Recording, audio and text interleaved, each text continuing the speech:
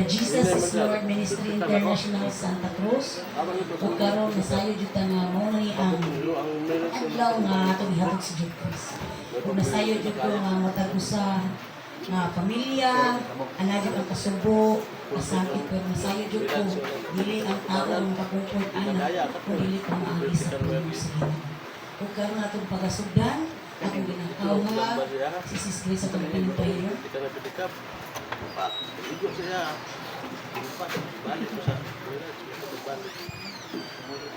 Praise God, palihog sa pagkakas.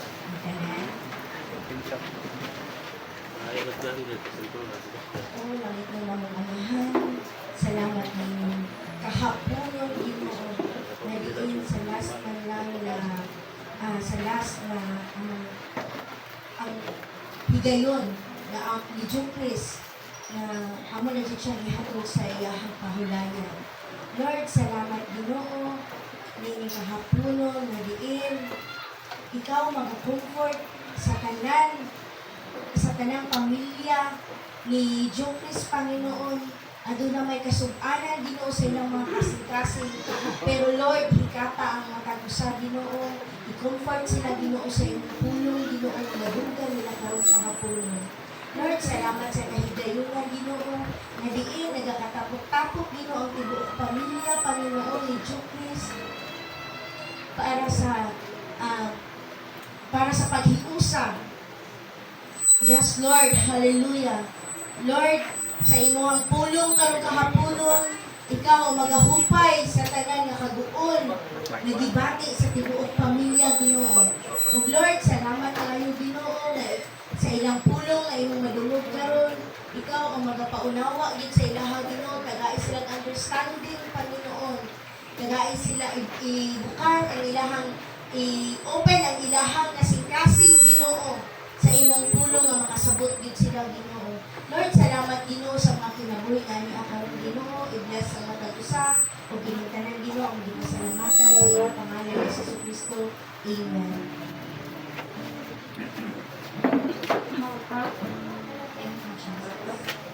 Yung pagla sa job, no? He gives and takes away. So, ato ang kinabuhi hirang ng gibulis mo. Amen? Ang tuburan sa itong kinabuhi, wala na ang puri ang Diyos. Amen. Iwanlan ato ang sakton, ato i-acknowledge sa kalulay na Lord, salamat sa kinabuhi na hindi pahiram ka na ko. Hinua o Diyos na kaning kinabuhi na nabilin kanako o Diyos imuhang gamiton. Hallelujah. Thank you, Jesus. Diha sa dyan, imunang pulong sa Ginoo. God is a spirit, and to those who worship Him will worship Him in spirit and truth. Hallelujah. Thank you, Jesus. Nalaygon ka o Diyos, kahanan ka. Ang kinabuhi ko, gikan kanimo, nagapangitan sa katagbawan mo, dili ko mabuhi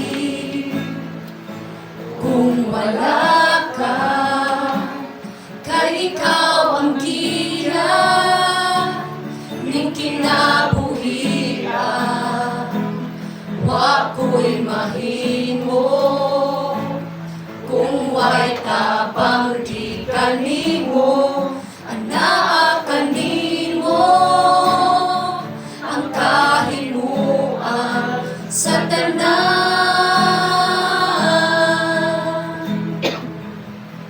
Kay ikaw lamang o Diyos ang tinugdan ning tanan, sa sinugdan o sa katapusan ang imong ngalan gayon. Mahimay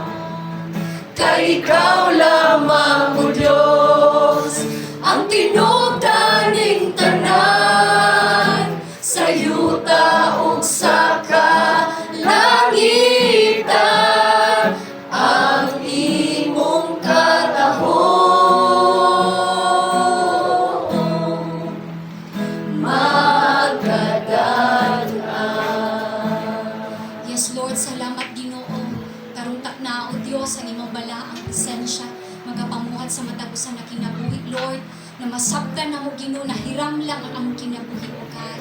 Himuaw Dios na ang matag usa kung imo mangkuaon ang among kinabuhi, Lord, na agyud ning lig-ong relationship diha kanimo, God. Salamat, Lord, sa matag usa, Ginoo. Ikaw gid Ginoo magapanglihok. Amo ang ginaampo, Lord God, na ubani kami, O Dios, tubuti. Lord God, na imong proteksyon magauban. Ini nabuluhaton, O God.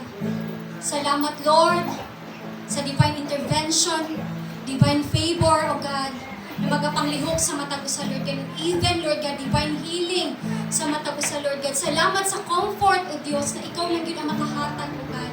Ikaw lang ang makahupay sa mga pagbati, O Diyos, sa mga kamingaw, mga memories, Lord God. Magapanglihok ka, O Diyos, dalaygon ka, tanang dumog, himaya na lamang kanimo. In Jesus' name we pray. Amen. Ngayong hapon sa tanan, no? Sa kausap pa, maglingkod pa. Ang ato itong kinabuhi, no? Medyo na ito, mabalaan. Muna nga, ang matag-usa, nga buhi karon. Dili na ito masayran kung kano sa atang matapos. Muna, mintras buhi pa, ato yung pamalandungan ang kinabuhi ni Joe Chris. Kinsa mo ko'y maghanduman na nga sa iyang pamidaron. Health conscious pa din siya. Kung ako po din na siya nasinati. Kay, dire, nag-ani siya. So, kaano dito nga, dili na itong masayran. Ang Ginoo ra dyan nasayo sa itong kinabuhi. Kaya naingon siya dahil sa panultihon, ang atong kinabuhi, ang Diyos ang nagbuot. Busa, siya ang nasayod sa itong kapalaran. Muna igsuon, karon pa lang dahil atong pamalandungan, ug atong paminawon, ang pagpahinumdum, ang muhatag og pasidaan sa ato ang mga buhi nga ang tao mahanaw ra jud diri sa kalibutan. Akong pagatawgon ang atong Pastor Patrick Flores. Palakpakan nato. Salamat Sis Jenny, Ginoo magapanalangin. Amen. Mayong hapon sa tanan. Hallelujah. So mo basa ko sa mensahe sa Ginoo alang sa mata ko sa aron ma-remind gyud ka kung sa ka-importante ang pulong sa Dios sa atong kinabuhi. Amen. So mag-isgot ta mahitungod sa there is an appointed time for everything. Gitagda na ang panahon alang sa tanang mga butang. Diri sa Ecclesiastes chapter 3 verse 1. Ang tanan nga mahitabo dinhi sa kalibutan, mahitabo sa panahon nga gitakda sa Dios alang niini. Mao nga dili sulagma nga matag usa nato karong hapon no nakaila na gyud kang Ginoong Hesukristo. Nakaila mo kang Ginoong Hesukristo tungod kay gitakda na ang panahon nga kinahanglan nga makaila gyud mo kang Ginoong Hesukristo. Diri sa 2 Corinthians 6:2, kay nag-ingon ang Dios, ginigog ko kamo sa takna nga akong gikahimut-an o gitabangan ko kamo sa adlaw sa kaluwasan. Mao na kini ang takna sa pagdawat sa kaluoy sa Dios. Karon mao ang adlaw sa kaluwasan. Mao na kini ang takna nga kinahanglan nga dawaton nato sa Ginoong Kristo sa atong kinabuhi. Wala ni lain. Kay kung dili nato dawaton ang Dios sa atong kinabuhi, wala ni laing panahon. Basin og niya ugma, wala ta kabalo sa mahitabo sa atong kinabuhi. Ug karon na ang takna ug mao na gyud ni ang panahon nga butuon kita sa Dios. Sa verse 2 sa Ecclesiastes 3, may panahon sa pagkatao o panahon sa pagkamatay. Nasayod na ta sa tuang panahon sa itong pagkahimugso. Pero wala pa ta masayod sa panahon sa adlaw sa itong kamatayon. Hello?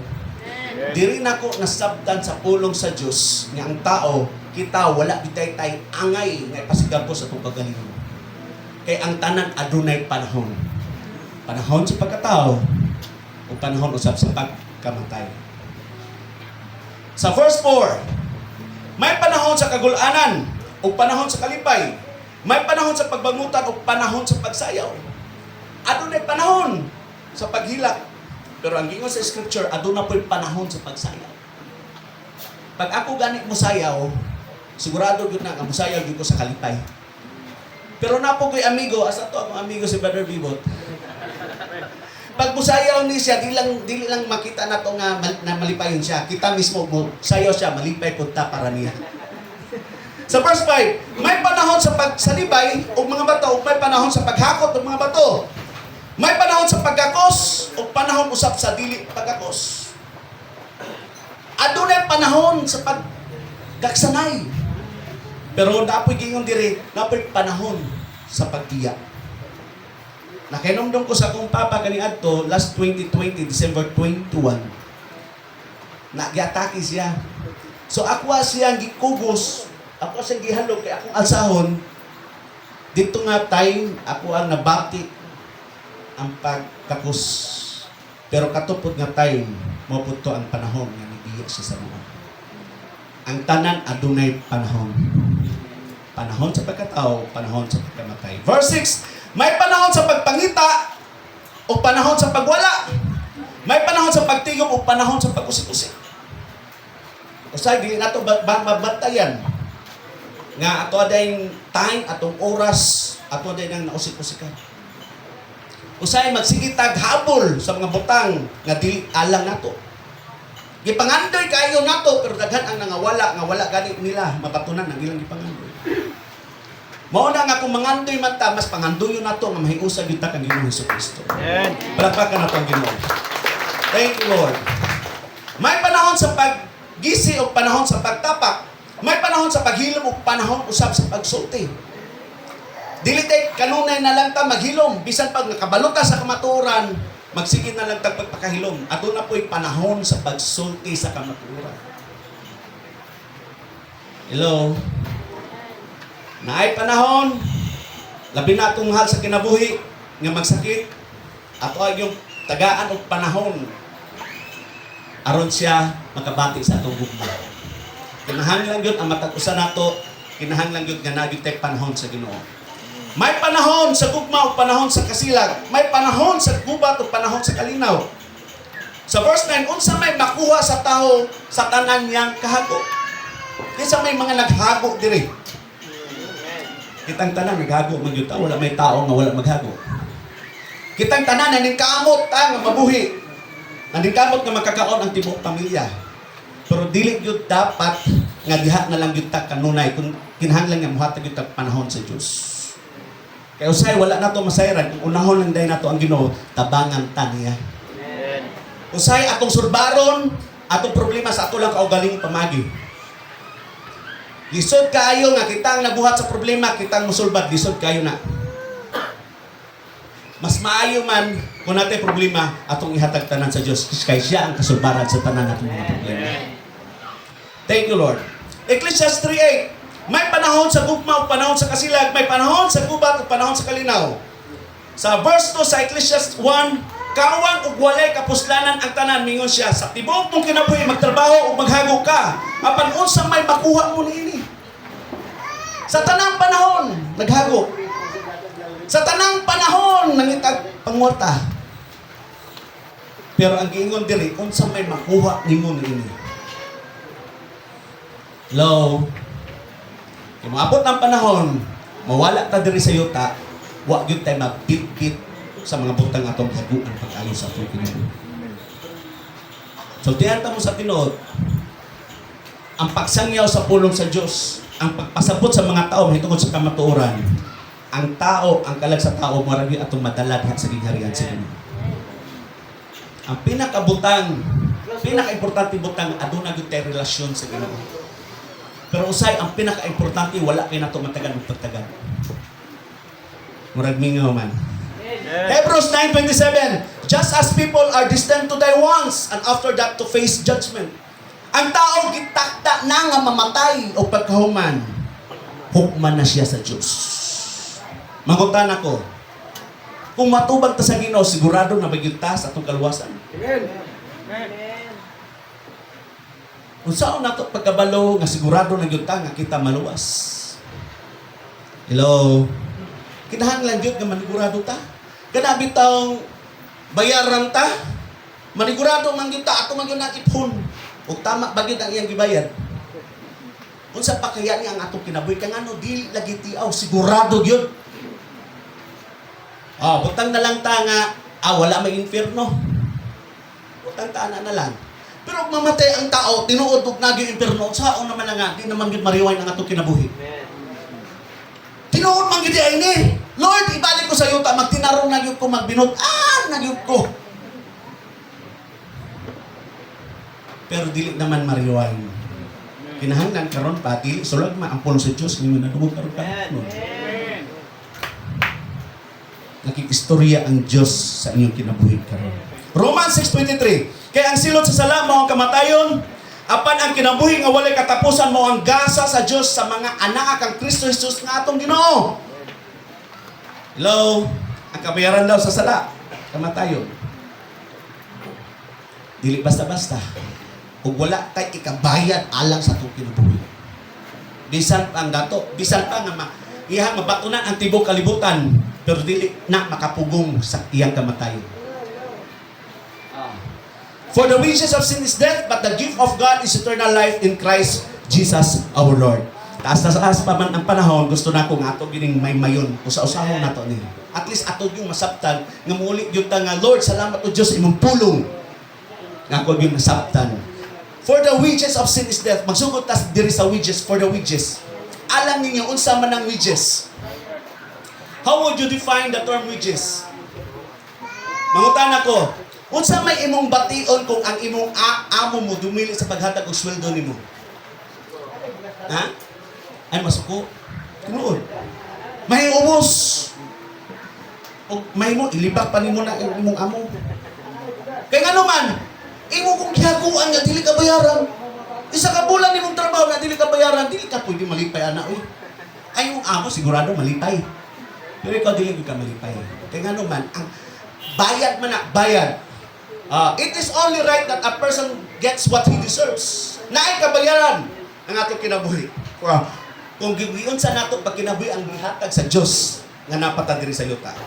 Mo nang kanta nga hiram sa Dios ang aking buhay. Sa ato pa kay hiram man accountable ta. Hello. Kana bitaw mahirap isa may nakatisdi diri nga nang hiram. Kanang butang nga naguba nimo o nawala ba nimo, di ba? Mahadlo ka, accountable man ka. Kita accountable ta sa gipahiram sa Dios nga kinabuhi nga naa nimo karon.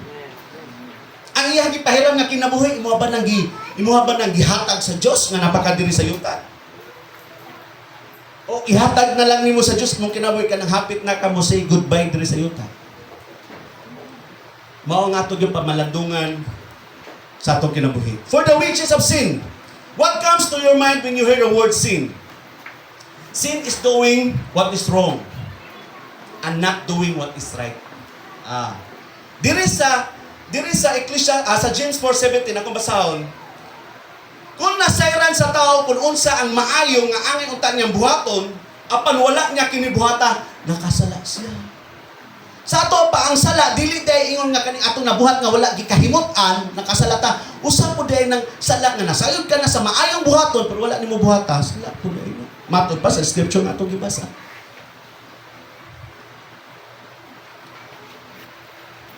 Mangutan ako, at any point in your life, has God seen far away? Naabay panahon sa mong kinabuhi nga medyo layo kayo ang Diyos.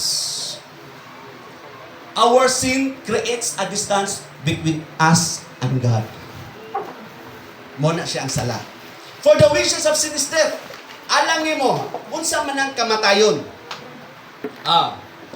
Death actually means separation. When we die, our soul is separated from our body. Pag mamatay ang tao, ang kalagubiya na siya sa atong lawas. Mabitaw itong akong gi-illustrate ka isa dire, nga ang tinuod mo antos, kada kay masamad ka, ipasok di mo sa kandila imong kamot, ang mag-antos anak ang kalagman. Wala pa kay nato na masayran, pero mo na ang labing tinuod. Mabitaw pag mamatay ang tao, pasuwi sa kandila, dili na siya mayong agay. Kaya ang kalag ni biyak naman. Ug mo na itong gisgutan, ang kalag mo na mo atubang sa Diyos. Mo na'y hukman sa Diyos. Kung magkauban ba niya hangtod sa kanturan, o dito siya sa impyerno nga mag-antos siya sa tibok niyang kinabuhi hangtod sa kanturan.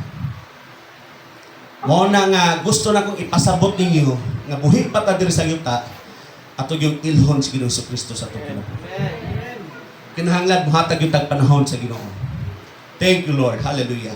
Diri sa Gipadayag 21 verse 8. Apan ang mga nanghadlok nga mosunod kanako, ningon si Ginoong Kristo, ang mga wala nagato kanako, ang mga nagabuhat og malaway, ang mga mamumuno, ang mga nakigilawas-gawas sa kaminyon, ang mga salamangkero, ang mga nagasimba sa mga Diyos-Diyos, ug ang tanang mga bakakon, ang lugar nga alang kanila maong linaw nga nagdilaab o kalayo nga may asupre. Mao kini ang gitawag nga ikaduhang kamatayon.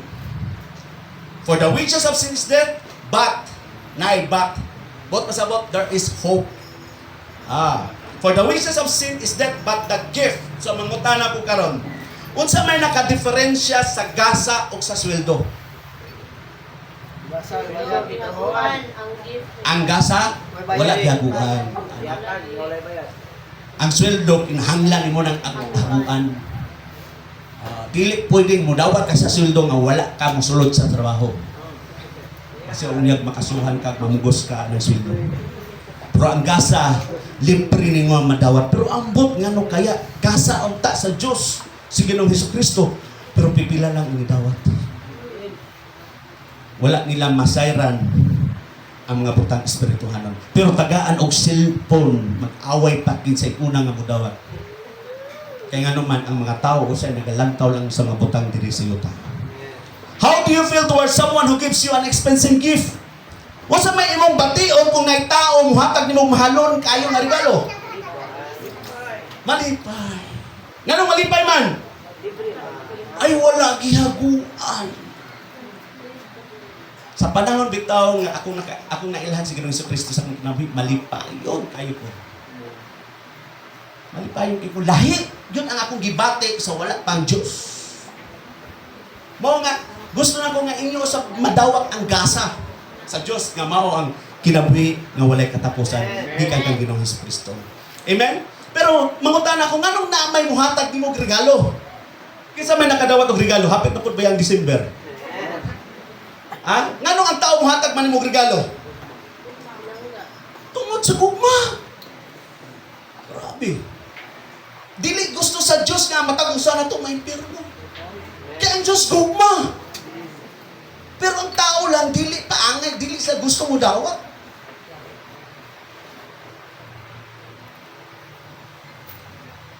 Iyang gihatag iyang bugtong nga alang nato nga mga kakasala. Ug siya ang itubos nato, dapat utak kita ang mag-anto sa kamatayon. Muna ang iyang buhat dito sa krus. Ephesians 2:8, kay pinaagi sa pagtuon na luwas kamo tungod sa grasya sa Dios. Dili kini inyong buhat kundi gasa sa Dios. Dili ni pinaagi sa tumayong buhat kundi kini gasa ni sa Ginoo. Gikasal ko sa akong asawa. Naidagang mga regalo gihatag sa akong mga ninong-ninang. Naigagmay na puidag ko. Dagko og sudanan. Gamay sa sulod. Enjoy kay ni magkukab ka mga regalo. Ma-surprise ka. Pero namin nakuha pa ng pastadyong induta. Pero wala gyud kong wadto sa kong ninong. Kung ninong gwapo kay regalo imong gihatag. Ako tong trabahoan og 5 ka bulan kay mahal kay to. Wala. Malipayon ko nga nidawat kay tungod regalo siya. Hallelujah. For the wages of sin is death, but the gift of God. God is the giver of the gift. Dili na ko na mahatag ninyo. Even ang simbahan, dili makahatag ninyo. Only God can give you that kind of gift. Hallelujah. Thank you, Lord. John 3:16, for God so loved the world, that He gave His one and only Son, that whoever believes in Him shall not perish, but have eternal life. Karon, mangutan ako, what do you think eternal life is? Alang ni mo, unsa man ang kiming walay katapusan? Hello? Eternal life would be experiencing life forever with God. Mao na kinabing walay katapusan. For the wages of sin is death, but the gift of God is eternal life in Christ Jesus. Si Jesus lang yun ang paagi. Wala na ilain. Tingon siya siyang pulong, I am the way, the truth, and the life. No one comes to the Father except through me. Kinahanglan ato masabtan ang kamatuoran. Dili nato pwedeng limitahan ang Diyos. Dili nato pwedeng limitahan sa ato kaugaling kaalam. Pwede raman ta siguro mo dito sa amahan nga namuagi pa man ta kang Hesukristo. Ayaw limitahi ang gahom sa Ginoo. No one can offer the gift except the one who purchased it. Iya kining gipalit pinaagi sa iyang kinabuhi dito sa krus. Hallelujah. Wala na ilang pamaagi. Ephesians 1:7, kay gilukat kita pinaagi sa dugo ni Kristo sa ato pa, napasaylo ng atong mga sala sa pagkadako gayud sa grasya sa Dios. Grabe, ang grasya, gugma sa Ginoo alang sa atong kinabuhi. For the wages of sin is death, but the gift of God is eternal life in Christ Jesus our Lord. The gift is offered to everyone who makes Jesus our Lord. Thank you, Lord. Last na, pag ako ang ipahibalo sa inyo ang tao na tulong kabahin. Kung sa to? Spirit, soul, and body. Akong basahon para atong yung masabtan nga atong nakitay tulong kabahin. Diri sa Genesis 2:7, unya gibuhat sa Ginoong Dios ang tao gikan sa yuta. Gihupan niya ang ilong sa tao o sa gininhawa nga nagahatag og kinabuhi ug ang tao nahimong kalag nga may kinabuhi. Sa to pa ang atong lawas gikan sa yuta. Amen? Diri sa Ecclesiastes 12:7, your body came from the earth. Motong gibasa ganina sa Genesis nga ang ato ang lawas gikan sa yuta. And when you die, it will return to the earth. Kung mamatay ang tao, mubalik na siya sa yuta. Unya ato ilubong si Jukris. But your spirit came from God. Katugan ang giginhawaan gikan sa Dios. But your spirit came from God, and when you die, it will return to Him. Unsa naman lang nahibilin? Ang spirit, ang lawas, ang hibilin na ang kalag. Ug mao na ang moatubang sa Dios. Ang tao, kausa lang kayo mamatay, o pagkahuman, hukman siya sa Dios. Mao na karong kahaponon. Salamat sa panahon, sa pagpaminaw sa pulong sa Dios. Mintras nga naapay panahon, kinahanglan ang nabibilin nga panahon sa itong kinabuhi at yung itugyan sa Diyos. Wala na laing kasulbaran sa itong mga problema, wala na laing kasulbaran sa mga butang nga itong ibang antos labi na ang pagpaduol sa Diyos kung dili sa Ginoo sa Kristo. Tanan gihanay na sa Ginoo karon kahapon nun, dili sulagma nga nakaila ka kang Ginoo sa Kristo. Kung idawat nimo ang gasa, matingala na lang ka. Kung dawaton nimo sa Ginoo sa Kristo, matingala ka, malipayon kay kasi mo kinabuhi. Mulakaw ka nga lahit na gid kaayo sa una.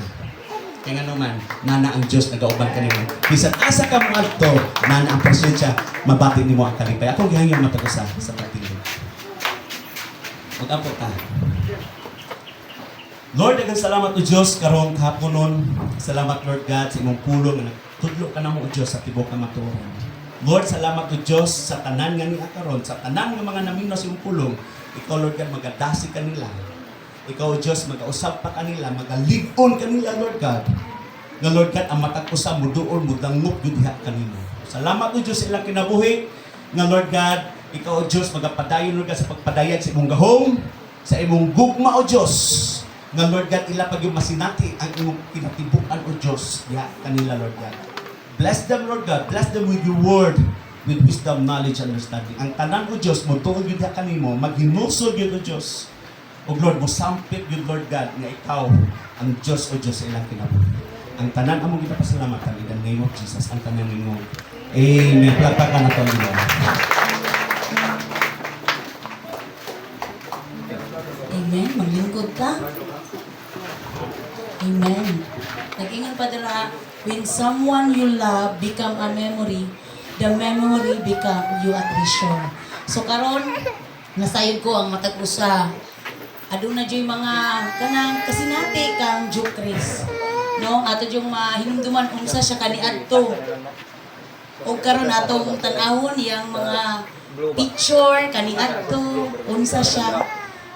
Atong tan-awon diri sa gamay nga screen palihog ko. Ay na, ikaw ano?